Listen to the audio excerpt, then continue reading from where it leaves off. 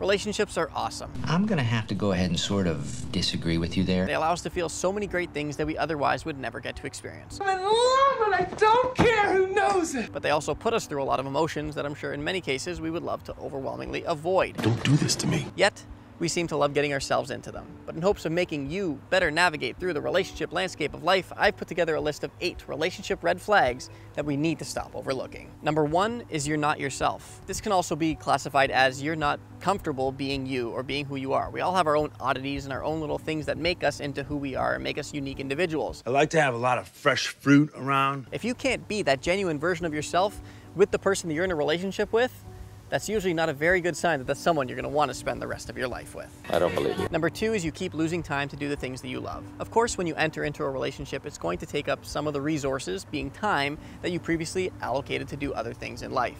But what you wanna make sure is that the relationship never completely takes over all the time that you previously spent doing things that you're passionate or that are very important to you.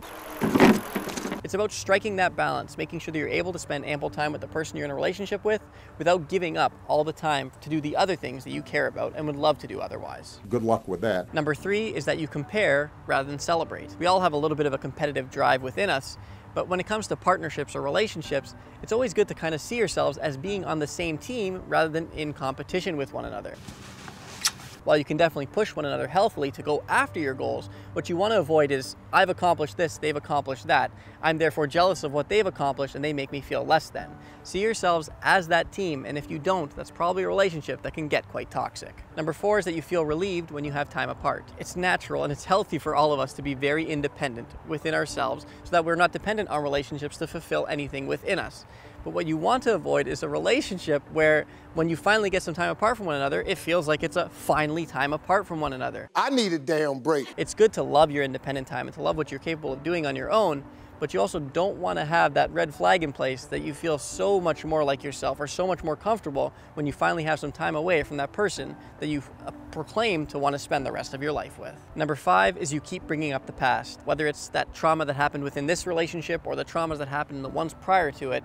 If you keep bringing the past into the present moment, all you're doing is polluting your ability to be with your partner in the present moment. I'm sorry. So something that could be a major red flag is when either one of you or both of you consistently drag the past into the present rather than allowing yourselves to truly appreciate each other in this moment right now. Number 6 is you play mind games with each other. At the initial stages of dating, this can be fun and I guess could be a good way to get to know one another. Ain't nobody got time for that. But if you find yourself, 6 months, 1 year, 5 years, 10 years into a relationship and you still feel the need to play mind games with one another to see whether or not your partner is trustworthy or whether or not they do something if you put them in a certain situation, that's probably a pretty clear red flag.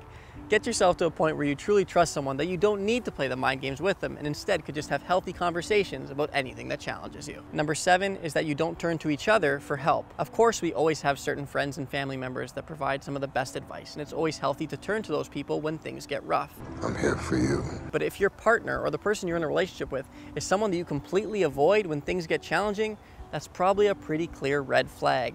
You want to make sure that you can trust each other with everything and that you can turn to each other for support when the going gets tough, in addition to the other people that time has already shown to you can trust and go to. Number 8 is it's primarily physical. Of course, we all love the physical aspect to relationships. It could be fun, it could be exciting, especially when you have really good chemistry.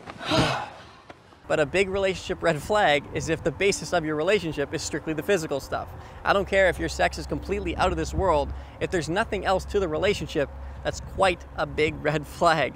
You want to make sure you have the emotional connection, the conscious connection, the intellectual connection, all the different levels of connection in addition to the physical one, or at least strike a balance between them all rather than to be completely weighed in one particular area way more than any other. That's the truth, baby. To see a new video like this weekly, be sure to subscribe to my YouTube channel and to like me on Facebook to be a part of my mission to make personal development more interesting for both of us. Wow.